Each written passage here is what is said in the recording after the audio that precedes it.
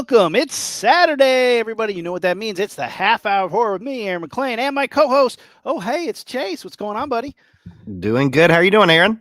Oh, I'm doing great, man. I told you in the waiting room, but I'm going to say it again. This might be the one where I bit off more than I can chew. I wrote a 7-page paper, and I have 71 films to talk about. I don't know if vampires are interesting. We're talking vampires today, and they're interesting because vampire movies I think are one of the most broad generalization of genre, of story. There's comedy horror vampires, there's like sexy vampires, there's scary vampires, there's mutant vampires, you can zombie vampires. We have seen so many different versions and incantations and portrayals of vampires, and it's really interesting because kind of like zombies, but even more so, vampires go with the times. They change throughout history. I'm really excited to talk about this. Like I said, I have like a lot of historical context to bring in. To start off, what is your opinion? How do you feel about vampires, just in general? What's your it depends if it's done right. yeah Like again, per usual, I have big old stack? big ass stack of physical Yeah, media. If they're done right, they can be phenomenal. Some of the best horror movies ever made. Lost Boys, which we'll get into, banger, banger. Fright Night, banger. banger. Yes, From Dusk Till Dawn, banger. Bram awesome. Stoker's Dracula, banger. You're But going to get mad at me from Dusk Till Dawn. I don't disagree that it's a banger, but I am actually not. We'll get into it. We'll get into it. Okay, all right, all right. All um, good, all good. but you can also get really bad stuff. Which, okay, I explained this to you earlier. I mean, it's a So bargaining chip. my partner is a huge fan of the Twilight movies. That's why we have this on in our DVD Blu-ray shelf.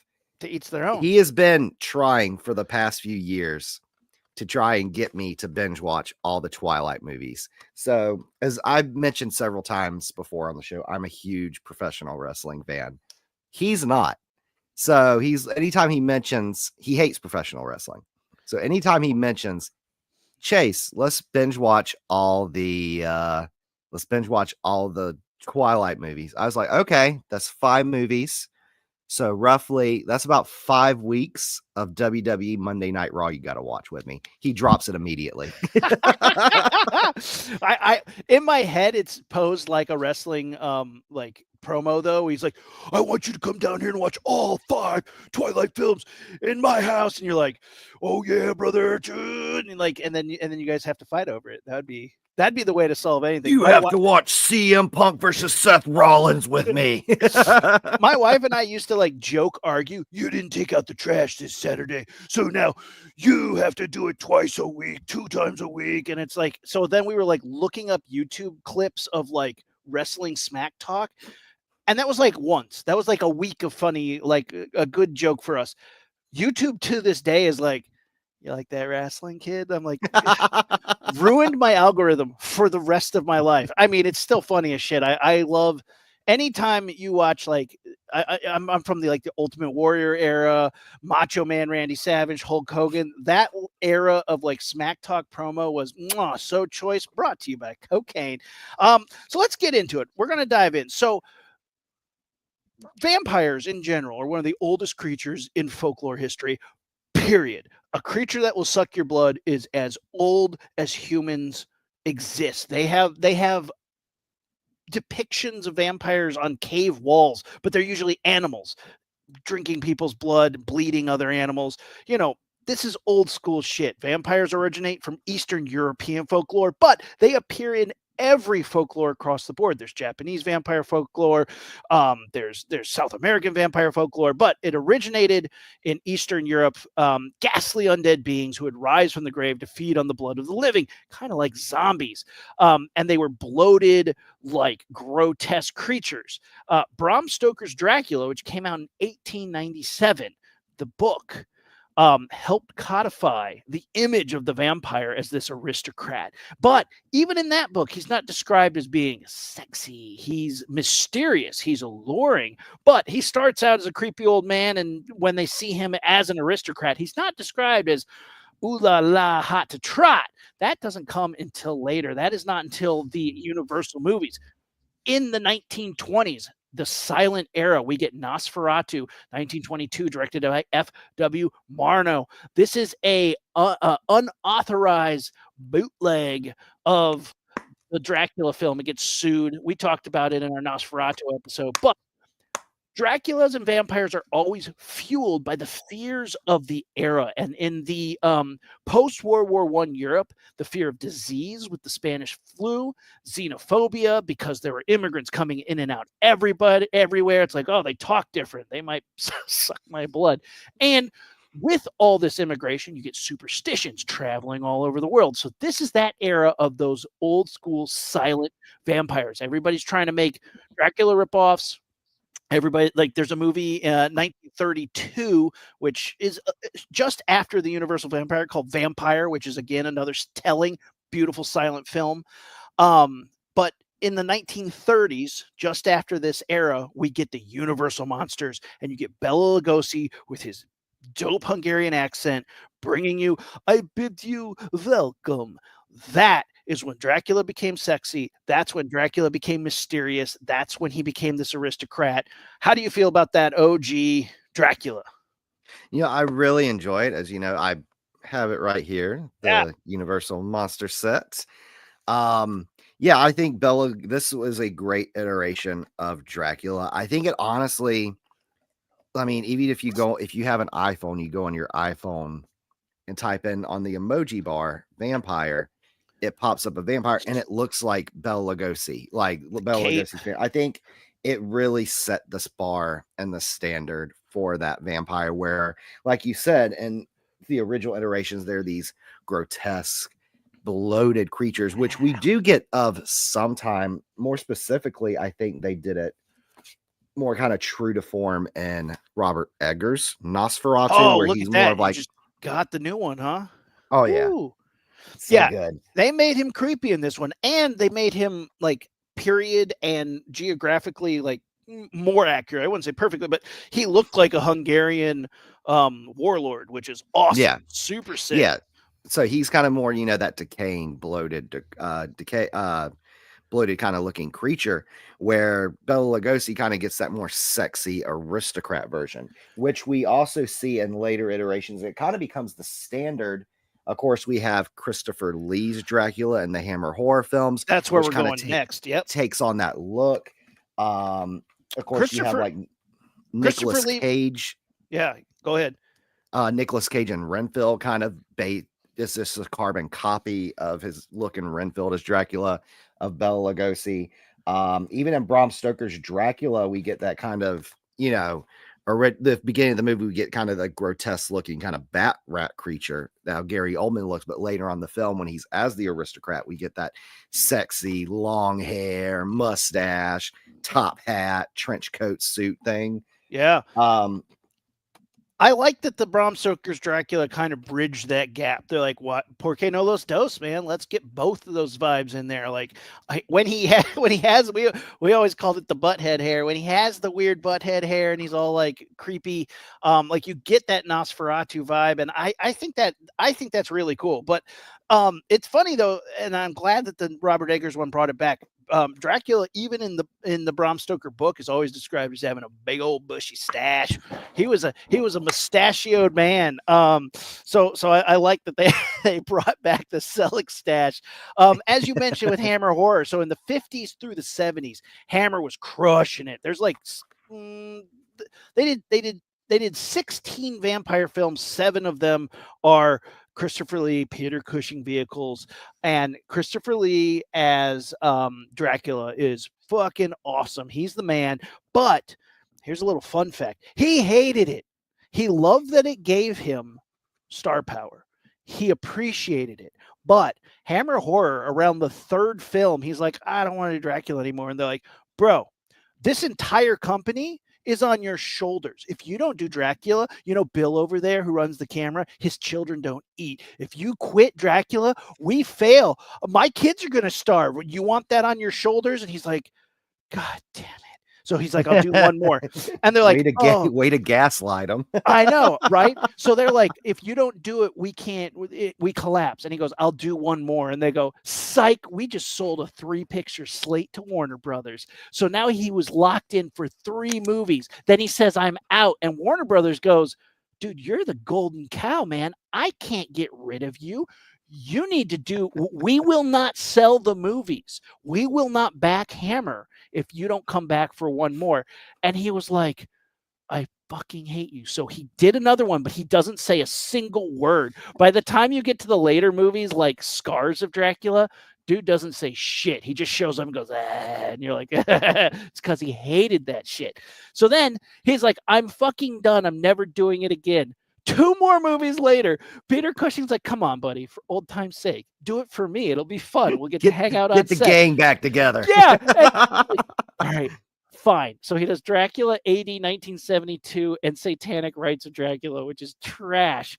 Hilariously enough, he went on and still played Dracula in a different BBC version of Dracula that was like a biopic, like one of those like stories about Dracula documentary style thing. He played Dracula in that just because they must have paid him enough. But holy shit. What's hilarious is that he hated it, but he did it for 20 years. Like, yeah. Hated the character, did it for 20 years. If you guys need some homework or want to do a deep dive into somebody who's fantastically fascinating, Christopher Lee is insane as a human being. His life story, he's not insane as like, oh, I'm crazy. He was literally a Nazi hunter. After World War II, he worked for British Secret Services hunting Nazis. Whoa. Not only that, then went on to play Dracula. In college, he met J.R. Tolkien, the writer of the he's the only person in the cast of the Hobbit movies to have met Tolkien in a bar just randomly. Walked in, was like, oh, it's Tolkien. And at the time, Tolkien wasn't famous yet. He was just that big of a nerd. And he was so obsessed with the Lord of the Rings that when they announced he was going to make it, he like sent videos to Guillermo del Toro, who has a movie on my vampire list. And Guillermo del Toro was like, there was never anyone else who was going to play this. It was always you. The part's yours. And it was just like, what a great story. Go research that shit. You guys will like love it. He's amazing. And then also, didn't he like at 80 something, he released a metal album? He's released like 5 of them. He's got a Christmas metal album. Yeah. It's wild. It is. I don't even know how to describe his metal album because it's him just being like, oh, well, things are just going. Yeah, and he's like doing opera. He's like, and they came to the castle, and it's oh yeah, 100%. It's bananas. But hey, look, if it's on Spotify, you can find it if you want it. I think it's on Apple Music. Let me check. It absolutely is. Absolutely ridiculous stuff. Here, I'm gonna throw it up right now. You guys can see. Throwing up a picture. Here's Christopher Lee's metal album. It's on Apple Music, y'all. Yeah, Christopher Lee's Charlemagne. It's a concept album about King Charlemagne. Heavy Metal Christmas 2, because 1 wasn't good enough. The Little Drummer Boy, Silent Night. I kid you not. It's a wild good time. Christopher Lee, one of those fascinating people on the planet. Of these movies, I've watched all of the Hammer Dracula films. Taste the Blood of Dracula is my favorite because it's this like these asshole dudes who are like aristocrats, and they're like, oh, we've reached the end of pleasure with all the whores and drinking we've done. We need to find the next big high. And this dude's like, hey, you guys want to drink some Dracula blood? And they're like, that sounds nuts, dude. Let's do it. So they go and buy the powdered blood of Dracula, and they take it to this like church, and they mix it with their blood, and then they kind of chicken out. But the dude who's been like, come on, guys, drink the blood of Dracula. It's going to be so sick.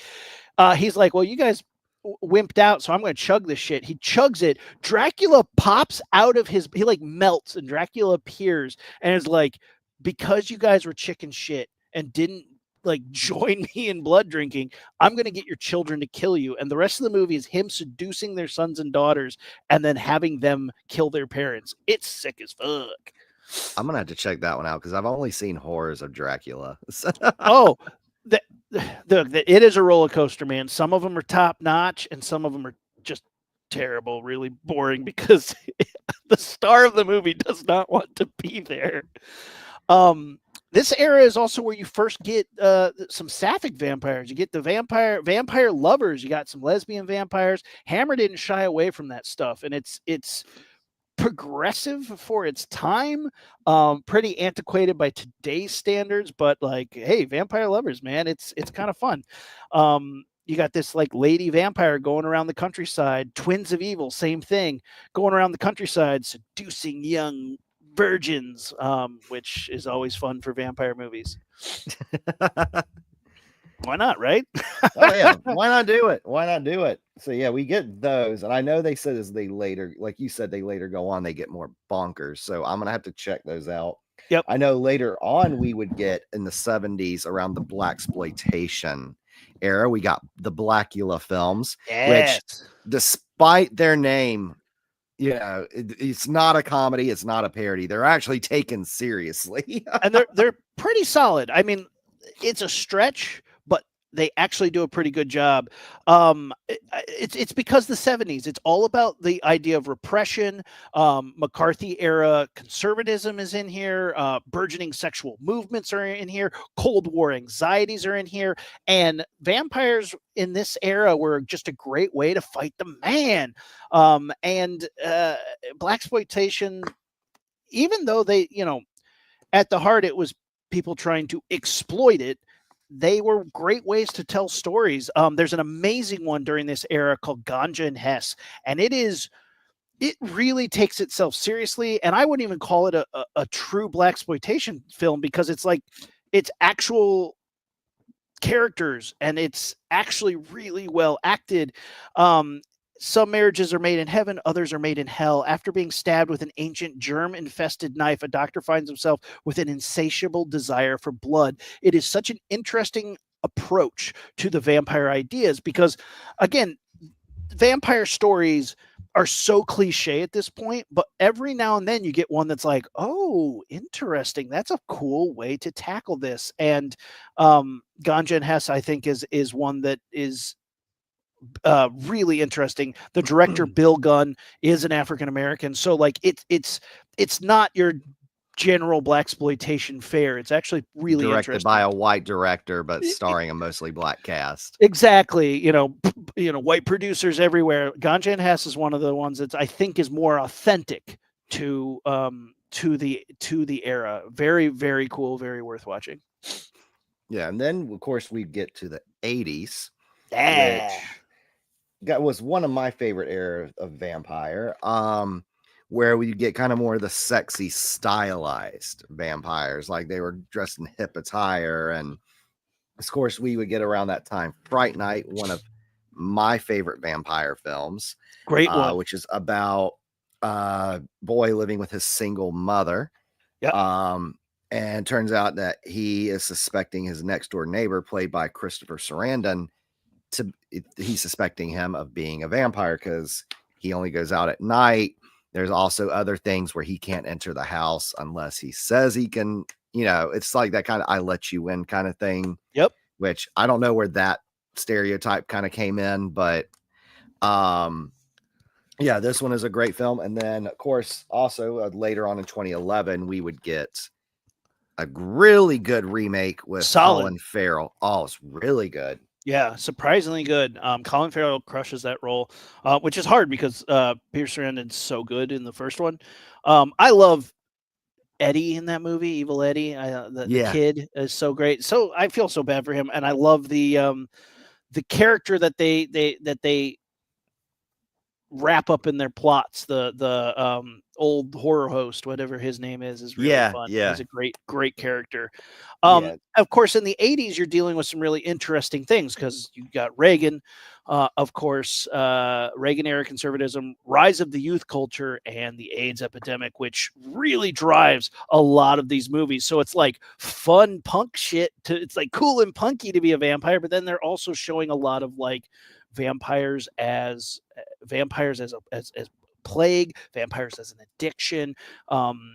There's a great movie called The Hunger from this era, 1983. Tony Scott directs it. It's David Bowie and Susan Sarandon is in it. It's amazing. It's so 80s and weird, but like it's worth watching. It's a really weird one. It's very slow, but I mean, David Bowie is a vampire with Susan Sarandon. Come on. That sounds like a winner. I'm gonna have to add this to my watch list. Also, we get one. Actually, I'm gonna name two of them. Yeah. Of course, one is a seminal favorite. When people talk about some of the greatest vampire horror films of all time, you got to talk about The Lost Boys. They're worms, Michael. Oh yeah, directed by Joel Schumacher, which I think that really worked because Joel Schumacher, I think, started out as a costume designer. Mm-hmm. So he really kind of went with a lot of the modern fashion. Of course, you get the molded vampires with the leather jackets and Frog kind of that Brothers. Frog Brothers. Oh my God, this one is, I think it's one of those when you want to introduce someone to a vampire movie.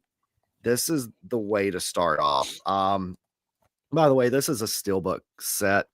It comes with the straight to DVD sequels. I haven't seen those. To me, there's only one Lost Boys. There's only one Lost Boys. Lost Boys is great. My only problem with this movie is every now and then I notice how many times they say Michael's name, and somebody did the homework for me, and they stacked it end to end to end every time somebody says the word Michael in the movie. 2 minutes. 2 entire minutes of that movie are people going, Michael, Michael, they're worms, Michael, Michael, jump, Michael, Michael. It is obscene the amount they say his name in that movie.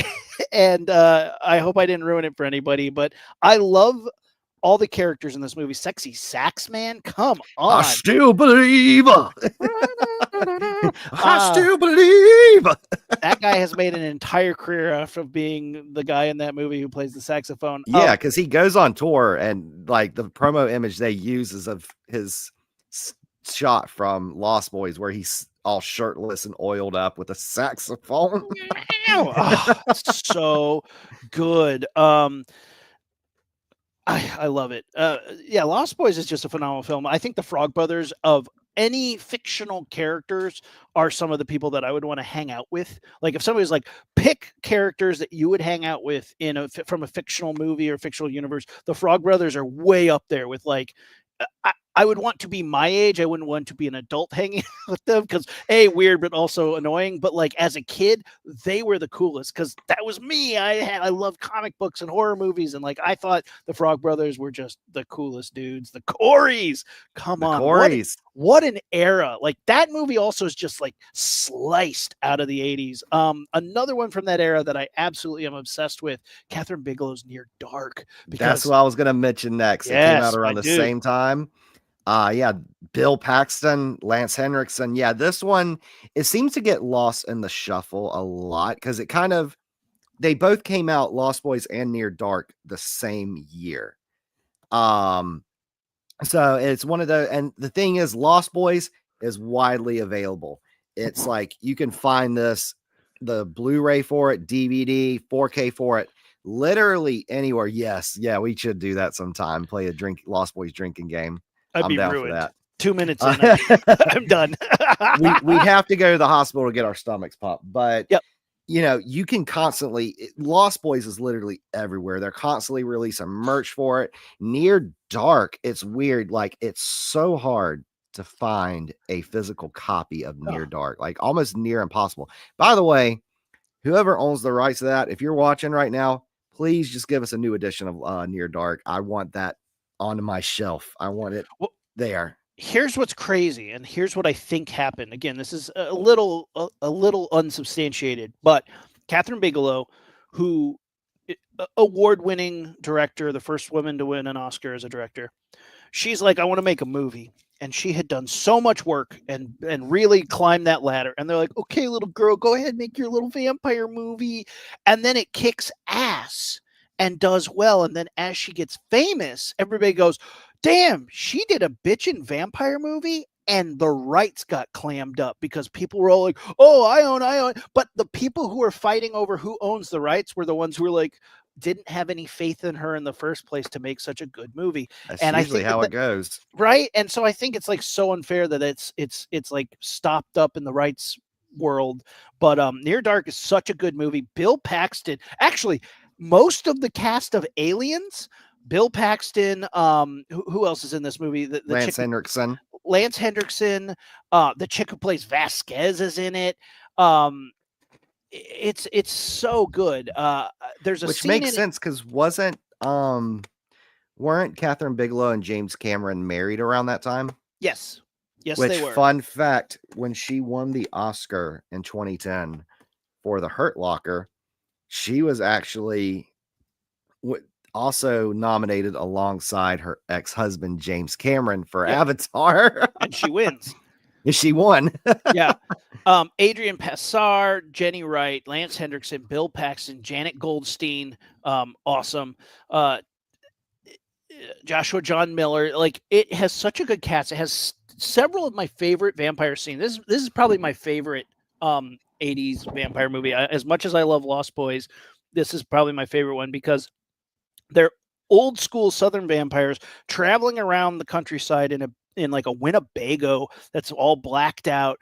It has several incredible scenes. There's a scene in a bar where they go in and just kill everybody inside. Yeah. And Bill Paxton's swinging at him with the spurs on his boots. You guys got my feet in there, cutting people's necks open. And then there's a scene where there's a shootout in a hotel room.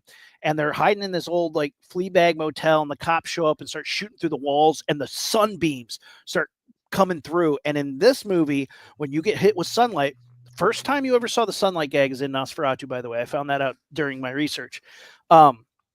Nosferatu, the original film, was the first time sunlight killed a vampire. I think that's really interesting.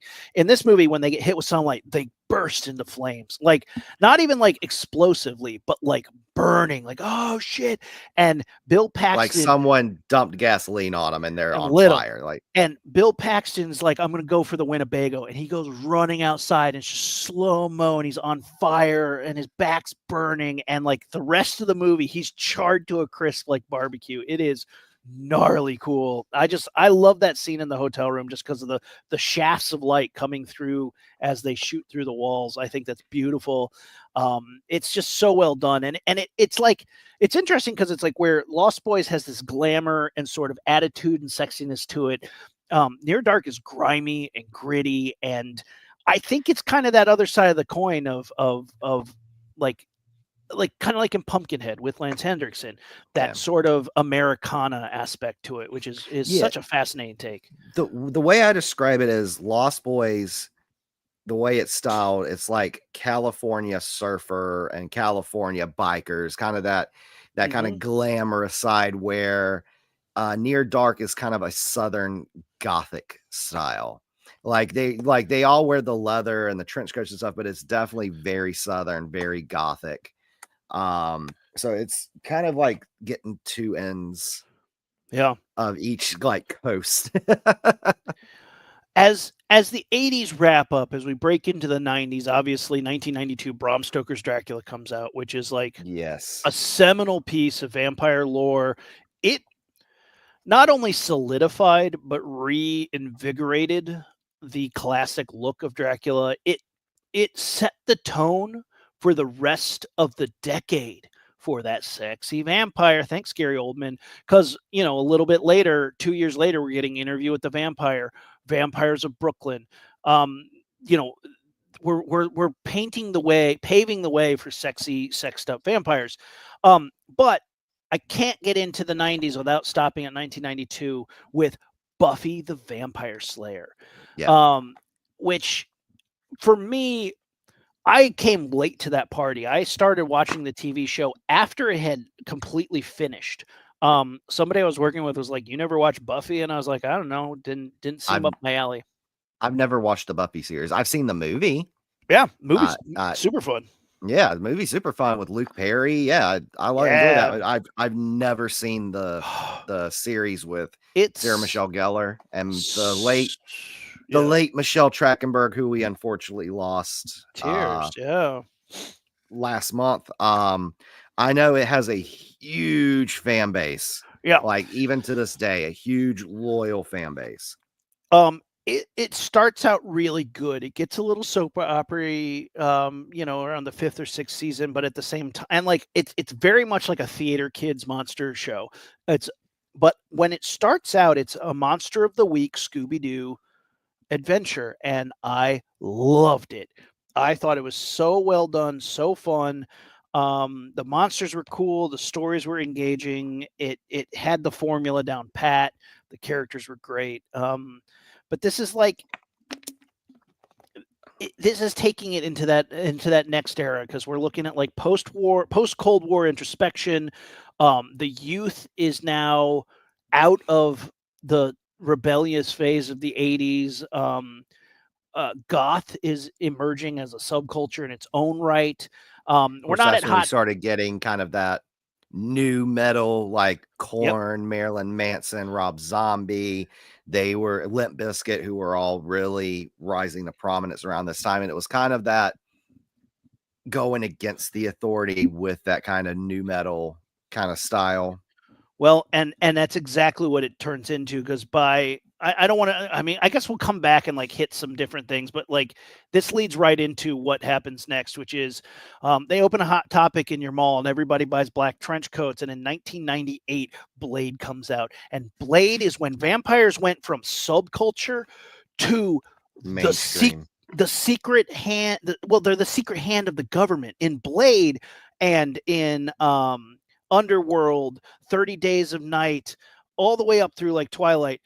The vampires are the Illuminati in this era, and it's don't Yeah. trust the government, they're vampires. And this is like one of my favorite eras because they made vampires like really mysterious and this like overarching conglomerate. And Blade 2 is the movie I've seen most in theaters. I saw that thing 9 times in the movie theater. Yeah, Blade 2. I was in high school. I had just like started like taking chicks to the movies, and like it was the best movie to go and like take a date to because it had everything. It had like badass shit happening. Like it opened my mind to what CGI could be. Um, it was violent. It was funny. Ron Perlman is in it, and he's amazing. Guillermo del Toro directed it. Blade 2 is like a seminal film in my life. And yeah, thanks to this era of dope vampire shit. And unfortunately, when Blade and Blade 2 came out, I was too young to see those in theaters. Unfortunately, the only one I got to see in theaters when I was old enough, I think you know where I'm going with this. The only one I got to see in theaters was Blade Trinity. Ah, what a disappointment. That was bad. It was so bad. It was so bad. And coming off the heels of Blade 2, which, again, for me, I cannot express how much of a life changing event Blade 2 is for me. And then Blade 3 comes out, and it was so bad. But like Jessica Biel and Ryan Reynolds were pretty funny. I like them. It was They the told first some time. jokes. Yeah, it was the first time I had ever seen Ryan Reynolds in a movie, and you're like, he's funny. Um, but Then like he get it's later, of course, Blade got somewhat of a redemption with his cameo in and yeah, Deadpool and Wolverine. And then now I know this could be a whole different topic for another time. I know you talked about one time we could do about the fall of do an entire episode about the fall of the dark universe that Universal tried to do. I think we yeah. could probably eventually in the next couple years inevitably do a fall of the MCU Blade film with Mahershala Ali because I don't think that's happening. I don't I think don't it's think it's happening. happening. They can't get it off the ground. What a mess. Yeah, I mean Um, they got Mahershala Ali, 2-time Oscar winner, great actor. Then they also, I think, had casted Mia Goth, Scream Queen Mia Goth. I would have loved that. To be that would have been awesome. But I mean, I was watching. There's a film reviewer on YouTube named Cody Leach. and he Mhm. kind of just gave his opinion on what he thinks might happen. He said, and honestly, he said it won't surprise me here in the next couple of years that they announce we're scrapping this just because it's so much production trouble. He said, and just because of the response that Wesley Snipes got for Deadpool and Wolverine, he said it won't surprise them if they go, okay, let's just do Wesley Snipes Blade 4, which would be cool. He's a mess, though. I don't know if you can put him in a movie anymore. I mean, he made it through that one okay. We'll see what happens. Yeah, yeah. I mean, but yeah, it kind of brings into that where, like you said, this it's kind of like vampires are this kind of this underground secret society. And yeah, and it's like Blade is kind of this designated vampire hunter, but he's half vampire, so Yeah. he has the same abilities that they have. This era, after this, we get like the postmodern vampire. It's when you can start becoming super referential with it. Um, we had the comedy Dracula Dead and Loving It, but you're going to come into um, the end of the 90s and the early 2000s. I mean, you get 30 Days of Night, Let the Right One In, and then Twilight. And after Twilight, like, it kind of starts to recycle because we've had all types of vampires. You have the old classic kind, you have the gritty kind. Post Twilight is such an interesting vampire era because nobody knew what to do with it, so they just threw everything at the wall, and we get some really interesting things. Daybreakers, Stakeland, the Fright Night remake, Tilda Swinton as a vampire and Only Lovers Left Alive, which is like a spiritual sequel to The Hunger. What We Do in the Shadows, hilarious. What a and a TV show spinoff from that, which is also phenomenal. A Girl Walks Home Alone at Night, which is like a Middle Eastern vampire movie, which if you haven't seen, it's beautiful. It's a Which fun? I gorgeously think shot it's film. an Iranian film. I think it Yes. is because I know the Yeah. director actually came to the United States to specifically film that movie because she didn't want to deal with any censorship, Yeah. like any of the Iranian censorship that they would have probably put on her filming there. She wanted to make the film that she wanted. Of course, later on, like last year, we got Abigail, which was a lot of fun. They Rad. should have been. I will fight to this day. I think they should have kept the marketing vague for that because the whole big They twist. sold it in they ruined it on the poster. The cover of that ruins the movie. Yeah, Blood Red Sky, which I'm yeah. obsessed with this movie. Blood Red Sky, I think it's a German film, but it's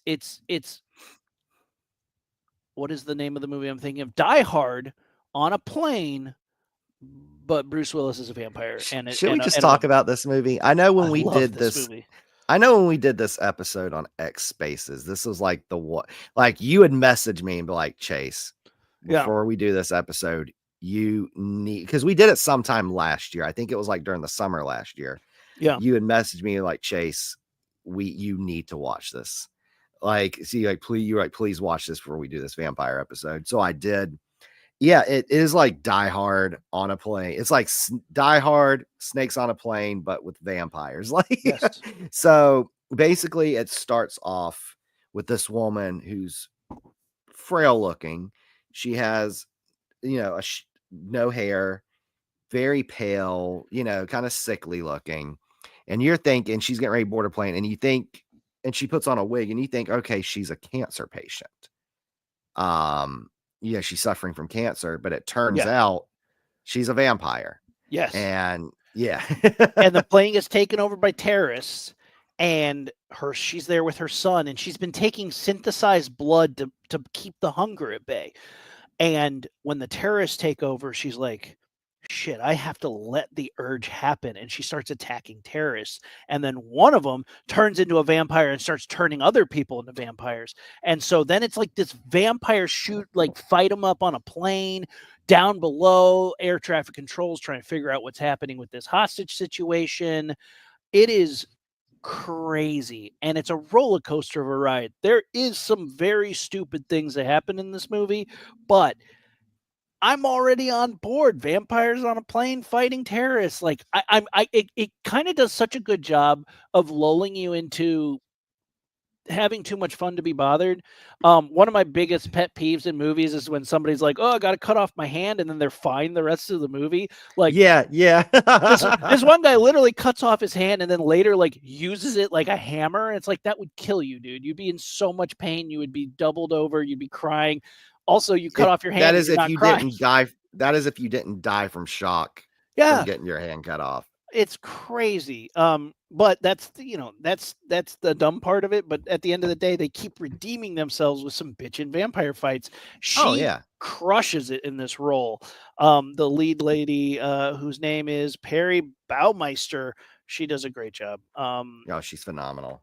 And it's just a fun movie, and I just love how feral it makes the vampires. Like when you become hungry, you turn into like a little rat monster, and it's great. Yeah, because you don't really get a lot of that in these vampire movies. I mean, you're starting to see it more and more now. Yeah, But like, yeah, you get sometimes you will get kind of like you get kind of like the aristocrat or the kind of sexy vampires where you don't really see them go feral after, yeah, you know, which I mean, you get that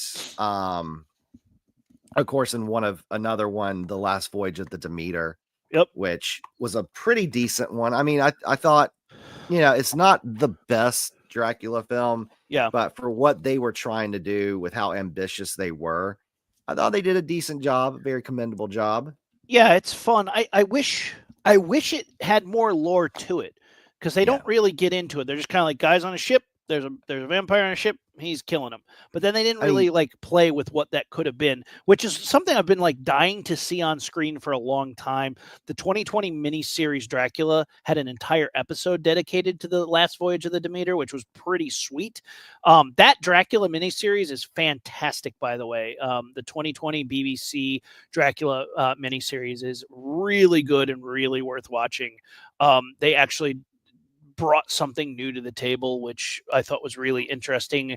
One of my favorite scenes is in is it the third episode? There's a convent full of nuns, and he lays siege to their convent, and this one nun's like getting all the other nuns like ready to fight Dracula and fight off wolves and bats and stuff. And I it's such a great moment. But like the whole thing about like you said, where he comes to the gates and is like, "Let me in," and she's like, "Hell no, you're a vampire, I can tell." And he's like, "Well, then I'm going to destroy the whole place." It's a great battle. It's a great setup. Really tense. and of Midnight course, Mass, Mike oh Flanagan. yeah, that one I have not seen, but I've heard nothing but amazing things about it. That's the Netflix miniseries. Netflix miniseries that if you grew up Catholic, it really hits home hard because it goes into like the rituals and the theology of Catholicism, and this priest while he's traveling in the Middle East, like visiting the Holy Land, he ends up lost in the desert and finds this cave, and inside the cave he finds an ancient creature that is a vampire, and he brings it back to this town. It is so good. A lot of people don't like Mike Flanagan's like dialogue because it's like very long, but I love it, man. I'm Oh yeah, obsessed with Midnight Mass. I like Mike Flanagan. Another one I want to mention is, I think, a very important one, 2012's Dario Argento's Dracula 3D. Oh, but is it good? No, it's No, awful. it's bad. Yeah, it's real bad. Yeah, I'm Dracula turns into a giant praying mantis. yeah, really weird. Really weird. You mentioned Renfield. It was fun to see Nick Cage's Dracula. Um, Yeah, I wish that wasn't called Renfield though. Like if it had just been vampire movie, like it, I don't know. It gave superpowers to the familiar, which if it wasn't, doesn't happen. well, it can sure. Like if you were to tell me it's your own lore, but the thing is you're invoking the name of lore we've seen a million times. And I And don't they're mind kind if of a you're and they're kind of associating it with the Bela Lugosi Dracula, the original. exactly. Because in the beginning, they kind of like Renfield's like, oh yes, I went to go meet him, and they showed the scenes, except they just superimpose Nicholas Holt and Nicolas Cage. Yeah. Um, there's a really weird one that came out 2023, El Condi, which is Hmm. it. there's a lot of controversy around this. I don't understand because I don't know much about like Pinochet, who was a dictator. But they posit that he's a vampire, and it's played as a comedy. And people who suffered under Pinochet are kind of like, don't make light of this piece of shit. And I get that. I definitely understand that. But the movie's interesting. So maybe that's one that do some research on and figure out like the truth behind who this guy is before you watch them make him a vampire. Another one I want to talk about that you had kind of thrown out there real quick. Yeah. Let Me In and Let the Right One In. Of course, Let the Yeah. Right One In is the original film. I think I forget, is it Swedish? Yes. I think it's Swedish. So And then good. of course, 2 years later we'd get the almost nearly identical American remake of Let Me In Yep. with Chloe Grace Moretz and Cody Smith McPhee. I thought that one was really well done. Yeah. About a boy who is being bullied. He meets a little girl, what he thinks is a little girl that just moved into his apartment complex, makes friends with her. Turns out she's a vampire. Yeah. And it's so interesting because it's about his like infatuation getting wrapped up in her sphere. Right. And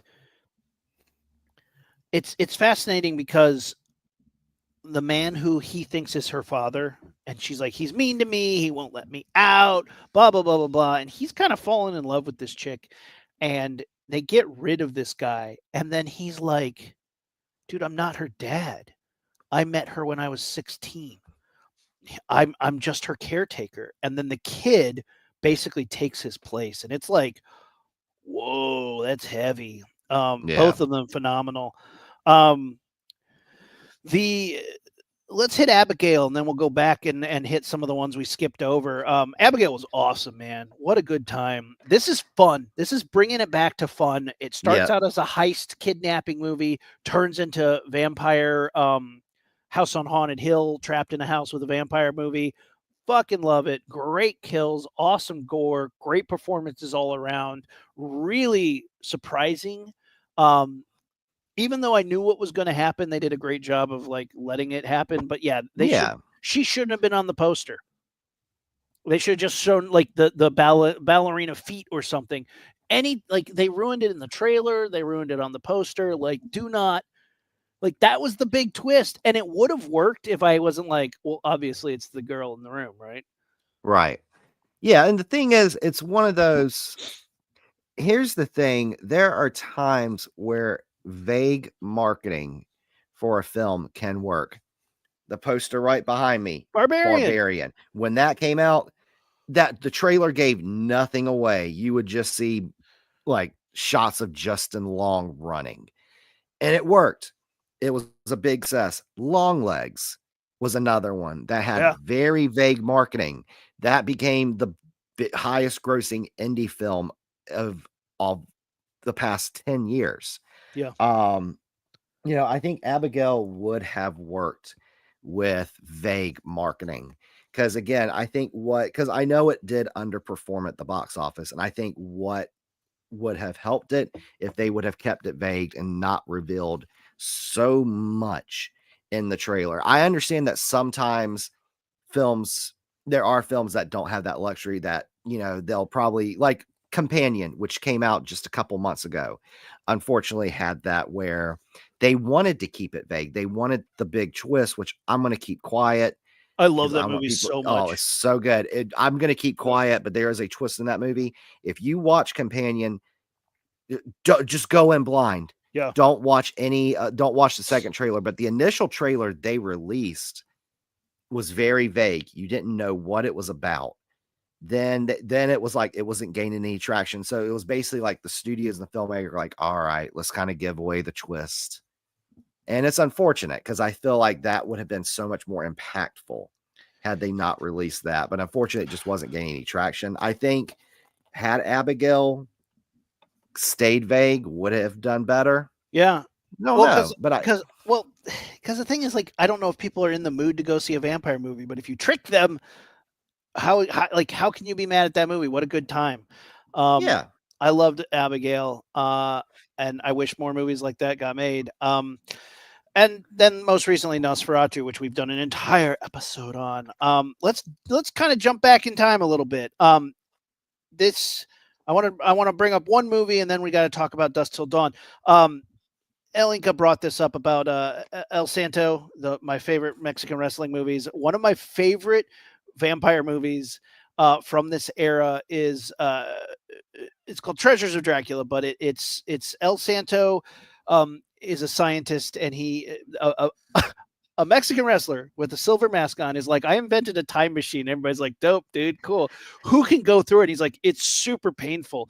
And so I'm going to send the strongest person I know to go through it. And they're like, you? And he's like, nope, my girlfriend. And and his girlfriend's like, sure, I'll hop in this time machine, go back in time. And he's like, cool, we can watch you on this little TV, and it's going to send you back through your past lives, which is like, wait, I thought it was a time. Wait, this doesn't make any sense. Whatever. Anyway, I'm on board. Let's go. She hops in the time machine, goes back in time. Turns out her ex-boyfriend from a past life, it's Dracula. Super cool. El Santo, he is a progressive and dope dude. Doesn't even care that his girlfriend's ex is Dracula. But while they're there, Dracula's like, I got all this damn treasure and I'm going to bury it here. And then Dracula gets staked and put in a coffin there. And El Santo's like, whoa, I bet we can find that treasure. So his girlfriend comes back to the present. They go looking for the treasure. They accidentally knock the stake out of Dracula. Hilarity ensues. And they end up defeating Dracula and destroying the time machine. Freaking so stupid fun. So bonkers. I love these movies. There's also a version of this movie that the movie was having trouble selling, so the director went and filmed a bunch of topless women for no reason to cut into the movie. Where you're just like, why? And he's like, are you Just mad about it? Yeah, he's like, it's sold the movie, so why are you mad about it? Boobs. It's like in the late 60s and 70s, it was like the magic sprinkle. They're like, we're worried this movie's not going to sell. Boobs. So it was like the secret spice to make it work. I'm gonna have to check this one out now. And you said next you wanted to discuss one of my personal favorites. Dust Till Dawn, man. Yeah, here we go. Dust Till Dawn. A weird bonkers mashup of Quentin Tarantino and Robert Rodriguez films. Two of my favorite directors. Everyone would think that this is a slam dunk for me, but the inconsistency of what the vampire lore is in the later half of the Titty Twister bothers me so much that I have a hard time liking this movie. I love how it starts. I love the twist, but then the vampires become ridiculously inconsistent about what they can turn into, how they suck blood, there's no lore to it. It's just suddenly like a free for all. And part of that chaos is to the film's charm. But for me, I get like anxiety from its lack of consideration for the lore. And people are like, just have fun with it, idiot. I'm like, I know, I really know, but it's because it starts off so strong that I have higher expectations for it. And it's third act. I'm sorry. Yeah, and the thing is, I think this one really hit the twist really well because it starts off kind of as a heist movie, a kidnapping film. Quentin Tarantino and George Clooney kidnap Harvey Keitel's family, which they want the daughter played by Juliette Lewis, and they have adopted son from Asia. That they adopted, and it's then next thing you know, they go. He's like, okay, we're gonna hang out. We're kidnapping you, but we're gonna take you to this bar where we're supposed to meet somebody, and you're gonna stay here with us to make sure we don't get caught. Yep. So and then next thing you know, nightfall turns, and it's just they all start turning to vampires and just massacring everybody, and it's just amazing. But there's some of them where they just have the teeth, and there's some of them where they turn into like these rattlesnake-looking creatures. Like it's a little all over the place. Again, I'm not knocking. It is fun. It is fun. It's fun for what it is, but it is like I get. I don't know. Maybe I'm a purist when it comes to it. Here's the poster for Santo and the Treasures of Dracula. Hell yeah. Time machines. Oh, hell yeah. Go nuts, go nuts, guys. Uh, Bananas film. I do love the ambition of Dust Till Dawn. If you like Dust Till Dawn, do not watch the documentary Full Tilt Boogie. Just don't do that to yourself, because that also kind of puts a sour taste in your mouth for like the attitudes that were brought to set. But super like more mashups, please. I would love to see them come back to that. I know there are sequels to From Dust Till Dawn All that are not straight to video. all straight to video. None of them are they're not super great, but they are. And there was a series on the ill-fated El Rey network, Yep. which was a very short-lived channel that was created by the director Robert Rodriguez. He kind of wanted it to be kind of like a mashup of like cult films. I know they had the old wrestling organization, Lucha Underground. They had the From Dusk Till Dawn series, which I watched the first couple seasons. It was pretty solid, but they changed it to it wasn't like vampires anymore. It was like rattlesnake humanoid demons. Okay. Okay. All It right. was pretty odd. I know, like it was Wilder Valderrama was in it. I think Demi Lovato was in a season of it. It was pretty bonkers.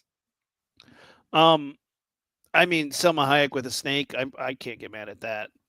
Um, I love the Oh, mashup two and though. a half stars. Is that what I Oh, gave it? not the 2.5 stars. Yeah, I guess that's what I gave it. Sorry, guys. Kronos. Have you seen Guillermo del Toro's first vampire film, Kronos? I have not. Oh my gosh, it's super cool because it's interesting. It's not a straight vampire film. It is a ancient amulet that it drinks your blood, but like makes you younger.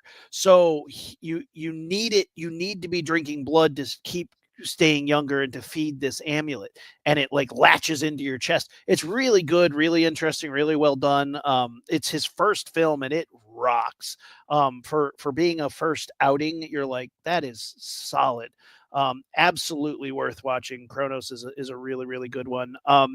The late 90s Tales from the Crypt movies. We have Demon Knight, which is criminally underrated, and the super fun Bordello Bordello of of Blood. Blood.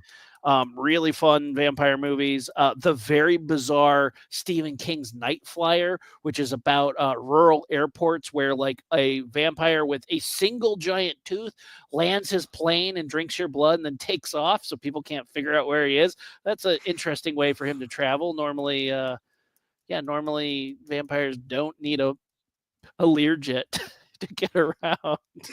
Then we got a couple seasons of American Horror Story that dealt with Vampires. vampirism. Yeah. Of course, we had American Horror Story Hotel. That's my Which favorite was season.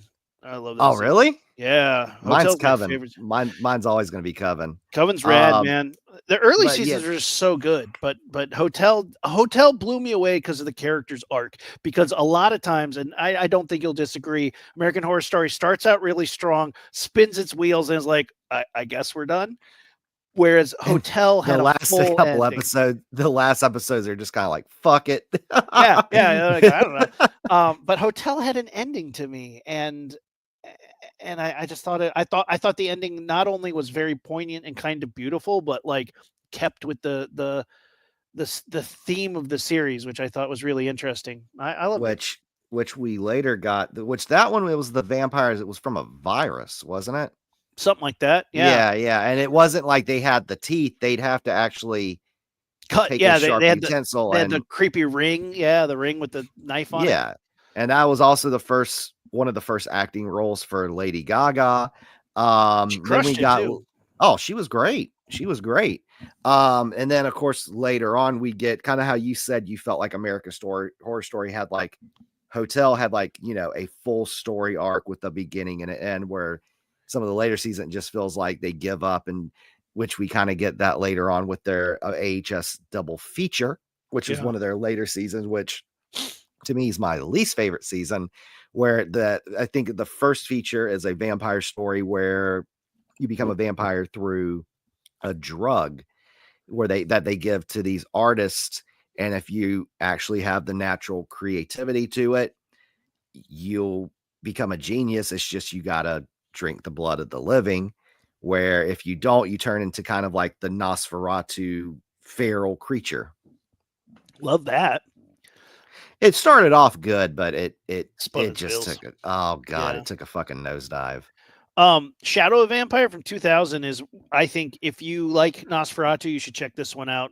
You got Willem Dafoe, who was in the most recent, playing Max Schreck, who the movie posits that F.W. Murnau, who directed the original Nosferatu, actually found a real vampire to make the movie, and it is really weird and really fun. I like this movie a lot.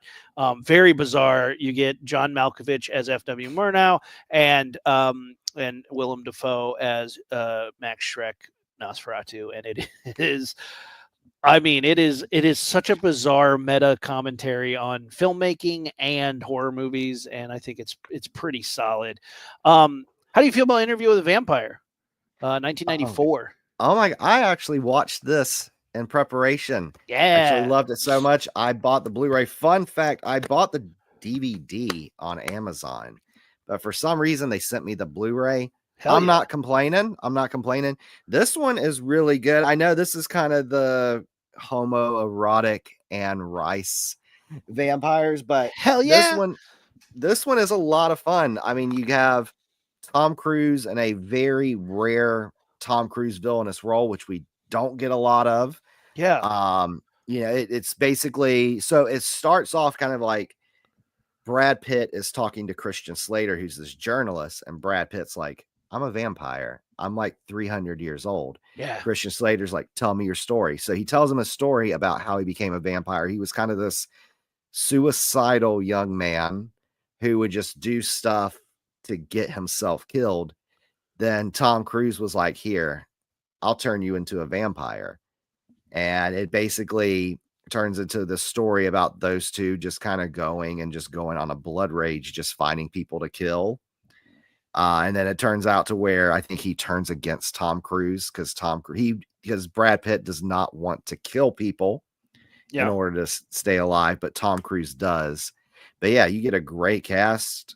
This is a great incredibly well film. done.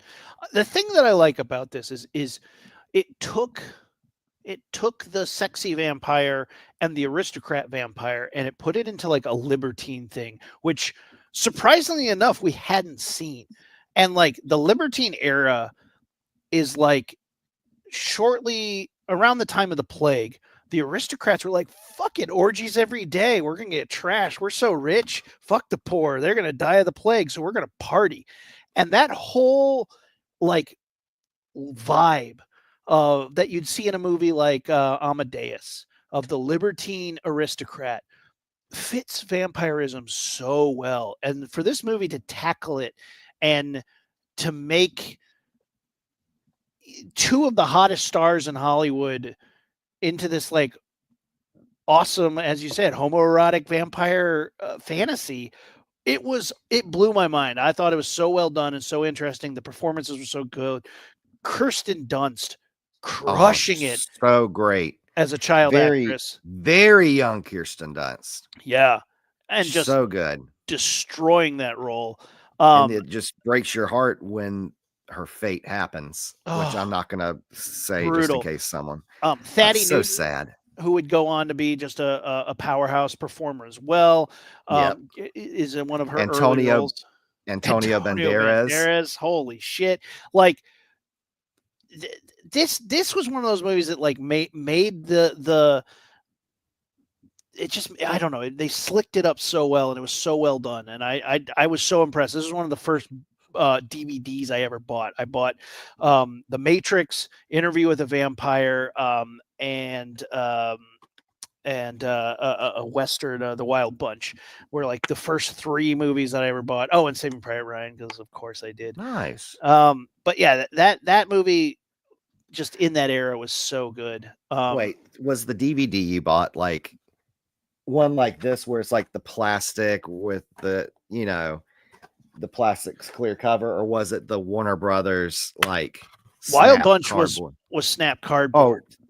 Interview with the Vampire though. It was plastic. I actually got Oh, plastic okay, on that. because they had at Second and Charles last time I went, they had the interview. I was going to buy it a few weeks ago. They had the Warner Brothers cardboard snap case. But I looked at the DVD because the thing is, I always check the DVD in the back. It looked like fucking Freddy Krueger was the previous owner. Oh my god, all tore to shit. KG asked, "Do you like the new interview on AMC?" I haven't think seen it. the original movie was accessible. I am not the audience for the new one, and I'm not opposed to that. Everybody should have their shows in their audience, but they really took it out of homoeroticism, and it's very much a LGBTQ plus show, and it's for that audience, and that's awesome. But I was watching, I was like, it's not for me. It's good though. But like, man, at one point, these two vampires are having sex and they just start floating up in the air, and I was like, that's amazing. I can't imagine the VFX to try to come up with like, all right, we have two naked guys and we got to make them fly while they're connected at the same time. And I was just like, I don't know where you hide the wires. I don't know. And it turns out they had to have them sit on a tandem bicycle seat and paint out the crane. And I was like, while they're naked, that would be so uncomfortable. Those poor actors are just like, this bike seat, and now they have to pretend to be like, yeah, we're loving this, but instead you're like riding on this hard ass bike seat on a crane so they can lift you in the air. But hey, man, the power of movie magic can make a scene of ecstasy. Just you can sell it. Good for them. I haven't checked it out. I'm, as I told you one time, Aaron, I'm pretty bad with TV shows. So. Yeah, it's hard to tune in, man. It is hard to tune in. There's a 30 Days a Night. 30 Days a Night. This one is a very, I mean, it's not the best movie, but very, very interesting concept because there are actual parts of Alaska where it's nighttime for an entire month. And I really loved how they're like, you know what? Why don't we take that setting, the parts of Alaska where it's night for an entire month, and how about we just have a clan of vampires just come rampage? Based on a comic book, which is also pretty solid. This has Josh Hartnett in his Hartnett-esque era. It's really fun and super violent. It is unfortunately in the shaky cam era where everybody's going, oh, shaky cam. But I like this movie a lot. Right below it, Stakeland. If you guys haven't seen Stakeland, this is a amazingly gritty. It's like if The Road, that really depressing post-apocalyptic movie, had vampires. With Viggo Mortensen and Charlize Theron. Yeah. Imagine if The Road had vampires. This movie is really fun, really cool, very gritty, post-apocalyptic vampire film. Absolutely worth it. So yeah, as usual, the list, we'll throw the lists up on Letterboxd. I'll let you have a better list this week, Aaron. So I'm gonna let you drop the list this week. all right. I will put that list up on. I'll send it to you because you do the Twitters better than I can. But I'll put it up on the Discord. You can send it to me. And I'll just put it on X. So, if you go on, I'm private now because I stopped using X. There you go. Well, I'll send YouTube comments. Yeah, I'll send you the list and you can help me get it up where it needs to go. Sounds good. At the same time that they made Dracula, like at the exact same time they would do one day filming this, Universal Studios made a Spanish Dracula that came out the same year with his name is Carlos Villares, and he played the title character Dracula. And some cinephiles swear that this is the better Dracula film. I have not seen this version of Dracula, but it is one of the ones that like always comes across my research of like, it's the same script, just done in Spanish for the South American market. Didn't they use the same sets too? Yes, they filmed it's the exact same movie, just with Spanish speaking actors and a different actor. And it is, like I said, some people swear that it's the better version, and it's crazy because here's the Spanish version of Dracula, the cover, like, which I had the other VHS as a kid, but it was Bela Lugosi on the cover. It is a very interesting piece of history too. If you read up on it, like the fact that they just literally did the same movie back to back to back while they were making this movie. So yeah, here's somebody on YouTube probably saying it's awesome. So yeah, go check that out. Look into it. Pretty interesting. I don't know if they did that a lot back then, or if it's just the most famous time they did that. But yeah, pretty cool. Listeners, let us know what your favorite vampire movies are. Did we miss a gem? Did we miss something? Like I said, I have a huge list of great vampire movies. Most of these are just absolutely wild and weird and super worth it. So we'll throw that up on. I threw it up on YouTube. We'll put it up on Blue Sky, and we'll put it up in the Discord on the Block of Horror. Yeah. So yeah, check it out there. Chase, throw some plugs out, brother. Yeah. So of course, this was a lot of fun today talking about the hundreds of vampire movies. Yeah. So of course, see me every Saturday on here on Block of Horror with you, Aaron. And next week we got a pretty fun episode, your birthday special. Woo! Hey, it's so exciting, man. Should we go ahead and announce it? Because this has been months in the making. Yeah, we are going to do giallo films. It's one of my favorite subgenres. Yeah. We've been doing research. We've been watching it. We have special guests coming on. I'm super excited to have some special guests join me on my birthday. We're going to talk awesome giallo films, the weird, wonderful world of Italian horror. I've been, this is like one of those things. I compared it to our Hellraiser episode that we did back late last year when we first started doing the live video format. We had been talking for like a year about doing the Hellraiser episode, and then we finally did it. Yeah. Same thing. We've been talking for months about doing giallo. The only difference is I've seen all the Hellraiser movies. I know jack shit about giallo. So this was like a fun getting to dive into it. I just finished Torso. I just finished Deep Red. So much fun. I love Torso. I can't wait. Yeah, next week is gonna be so good. I cannot wait. We have some great guests coming on to join us. It's gonna be a stacked episode. I'm proud of us. I didn't think we could get through the number of films I wanted to talk about, and we really streamlined it. Yeah. And we did it. Some exciting news I want to put out in the universe, because you have to visualize, you have to throw it out there. But and Pat doesn't even know about this. I found out about this morning. My writing partner, and he's been a guest on the show a few times. Primordial Pictures, we have a pitch set up for Shudder. We are setting the date. We're going to get to pitch our film. We've been shopping a movie around for a while, and it's just been a weird environment for pitching movies and getting people to make movies and fun movies. And we finally are getting.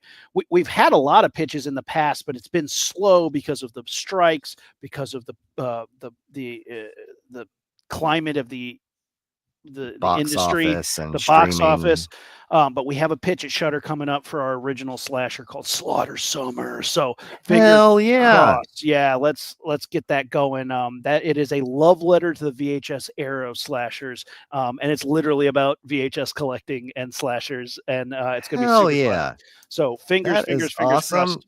Yeah. Congratulations for getting the pitch in. I am so stoked. I'm gonna keep my fingers crossed. Keep me updated, because I'm going to be supporting it. If it comes to theaters, I'm going to be there day one. To support that. That's what we can hope. We'll see what happens. You just never know. But look, getting in the room. Knock on wood. Yeah, getting in the room is the hardest part.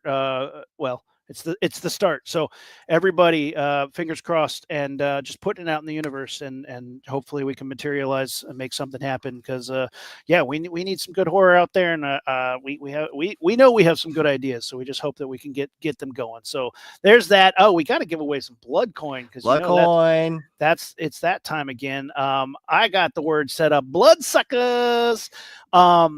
Just do it as one word though. Just one word. Bloodsuckers. Well, watch this. Yeah, because I think people were having trouble with it last time. Well, watch this. I can figure that out. You're right. You can only do one word. Blood suckers. One word. Blood suckers. So get it in there. Blood suckers, and we'll. So we'll throw that. Go to that. go to Discord, open up a ticket, type in the word Bloodsuckers, get yourself some blood coin. And yeah, follow me. I'm on Instagram at McLean and Abel, and then my other podcast, the Launchpad Podcast, where we talk about movies and goofy shit. Super fun time there. And yeah, until next time. Check out the Block of Horror virtual world at blockofhorror.com. Yes, and follow them on all the social medias and on Discord, where I just dropped the master list of all the vampire movies you've ever wanted to see, curated by us.